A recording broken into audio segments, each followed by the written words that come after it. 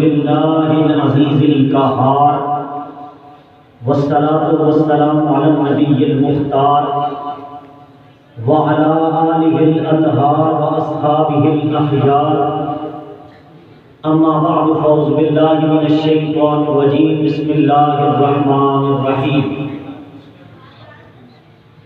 قل لا أسألكم عليه أجرا إلا المودة في القربى إن الله وملائكته يصلون على النبي يا أيها الذين آمنوا صلوا عليه وسلموا تسليما اللهم صل على سيدنا وأصحاب سيدنا ومولانا محمد وبارك وسلم عليه الصلاة والسلام عليك يا رسول الله وعلى آلك وأصحابك يا سيدي يا حبيب الله الصلاة والسلام عليك يا نبي الله وعلى آلك وأصحابك يا شفيع المذنبين اللہ تبارک تعالی جل جلالہ وعم نوالہ وعظم شانہ وعظم برہانہ کی عبد السلام اور حضور سرور کائنات مفخر موجودات زینت بند کائنات غم گسار زمان سید سرمارا حامی بے کساں راحت العاشقین مراد مشتاقین جناب محمد رسول اللہ صلی اللہ علیہ وسلم کے دربار کو میں ہدیہ درود و سلام عرض کرنے کے بعد مناظر اسلام خطیب ملت اسلامیہ حضرت علامہ مولانا مفتی غلام الیاس قادری صاحب صدر سنی تحریک راولپنڈی اور دیگر سامعین و ناظرین، جیسا کہ آپ کو معلوم ہے کہ آج آپ کی مسجد میں میلاد مصطفیٰ اور عظمت صحابہ والے بیت کے حوالے سے عظیم و شان جلسہ انعقاد پذیر ہے۔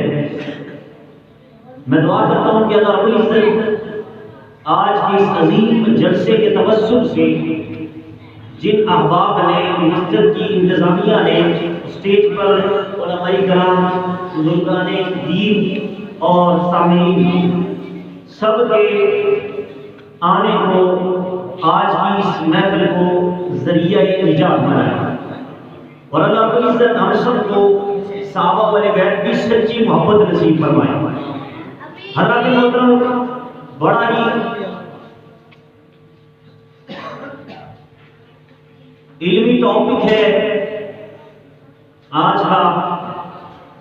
قبلہ مفتی صاحب کا حکم تھا کہ آج پرفتن اس دور میں جس میں بڑے بڑے فتنوں کا اہل سنہ والجماعت کو سامنا کرنا پڑ رہا ہے، کہیں تو فتنہ رافضیت حملہ ہو رہا ہے اور کہیں تو فتنہ خارجیت وہ عروج پکڑ رہا ہے، تو اس لیے ضروری ہے کہ رد رافضیت اور خارجیت کے حوالے سے ہمارا موضوع آج شان صحابہ و اہل بیت کے حوالے سے ہونا چاہیے، تاکہ صحیح حقیقی معنوں میں اہل سنہ والجماعت کا عقیدہ سامنے نکھر کے آ جائے کہ اہل سنہ والجماعت اس عقیدے کا نام ہے کہ جس مذہب میں صحابہ کی محبت بھی ایمان کا حصہ سمجھی جاتی ہے اور اہل بیت کی محبت کو بھی ایمان کا حصہ سمجھا جاتا ہے۔ میں نے آپ کے سامنے قرآن مجید کی سورہ شورا کی آیت نمبر 23 پڑھنے کا شرف حاصل کیا ہے۔ اس آیت میں اللہ رب العزت نے حضور علیہ السلام کو حکم ارشاد فرمایا، میرے پیارے محبوب آپ ہی اعلان فرما دیں، قل لا اسألکم علیہ اجرا، کہ میں تم سے کوئی ریٹرن، کوئی بدلہ، جو میں نے تمہیں تبلیغ کی، تم کافر تھے، میں نے تمہیں مسلمان بنایا، تم جہنمی تھے، میں نے تمہیں پکڑ کے جنتی بنایا، اور تم بے وفا تھے، میں نے تمہیں وفادار بنایا۔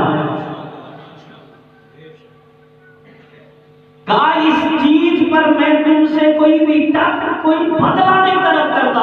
ساری زندگی میں نے جو ہے تمہیں تبلیغ کی. ہاں لا اسالکم علیہ اجرا الا المودۃ فی القربى، فقط ایک چیز تم سے طلب کر رہا ہوں وہ یہ ہے کہ میری قربا سے مودت کرنا، قربا سے، اہل قربت سے محبت کرنا. اب یہاں پر بعض آباد نے صرف قربا سے مراد اہل بیت لیا اور صحابہ کے گزرے ہوئے.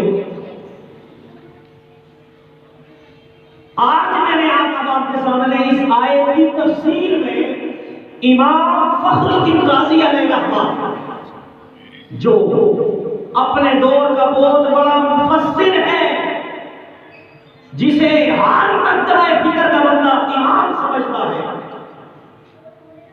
وہ امام فخر الدین رازی علیہ رحمہ اپنی تفسیر کبیر کی 27ویں جلد صفحہ نمبر 89 پر اس آیت کی تفسیر میں لکھتے ہیں اور فرماتے ہیں الا القربا سے مراد صرف اہل بیت نہیں ہے کہ جس کا تقاضا میرے نبی نے امت سے کیا تھا کہ میں اپنی تبلیغ پر تم سے کوئی ریٹرن، کوئی بدلہ نہیں طلب کرتا.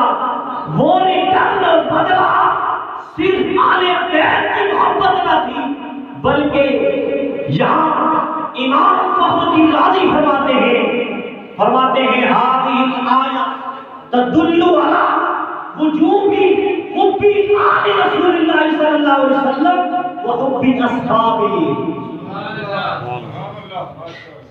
کہا یہاں قربا سے مراد صحابہ کی محبت بھی ہے اور اہل بیت کی محبت بھی ہے. گویا قرآن نے حضور کے ذریعے امت سے جو مانگا تو کیا مانگا؟ کہا پیارے محبوب تو اپنی پیاری زبان سے صحابہ کی محبت بھی مانگ لے، اہل بیت کی محبت بھی مانگ لے. اب یاد رکھیے میرے نبی علیہ السلام کے صحابہ کی شان کیا ہے، اہل بیت کی کیا شان ہے. آج کسی نے اہل بیت کی محبت کو لے کر صحابہ اکرام کو تنقیص کا نشانہ بنایا، وہ رافضی ہو گیا. اور جس نے صحابہ کی محبت کو لے کر اہل بیت کو نشانہ بنایا، تنقیص کی، بغض کیا، وہ خارجی ہو گیا. اور اللہ کا لاکھ لاکھ شکر ہے کہ اللہ رب العزت نے ہمیں نہ رافضی بنایا ہے نہ خارجی بنایا ہے، بلکہ فقط ہمیں اللہ رب العزت کے احسان میں حضور علیہ السلام کے وسیلہ جلیلہ سے ہمیں اہل سنت والجماعت بنایا ہے. اور امام فخر الدین رازی نے اسی آیت کی تفسیر میں 27ویں جلد صفحہ نمبر 89 پر لکھا، وہ فرماتے ہیں کہ قول اصحابنا اہل سنت والجماعت. فرماتے ہیں یہ قول صرف اہل سنت کو ہی سوٹ کرتا ہے کہ اہل سنت اس جماعت کو کہتے ہیں کہ جس کے دل میں صحابہ کا بھی پیار ہوتا ہے، اہل بیت کا بھی پیار ہوتا ہے. اللہ کے محترم، اللہ رب العزت نے قرآن مجید کے اندر دوسرے مقام پر سورہ احزاب کی آیت نمبر 33، سورت کا نمبر بھی 33 ہے.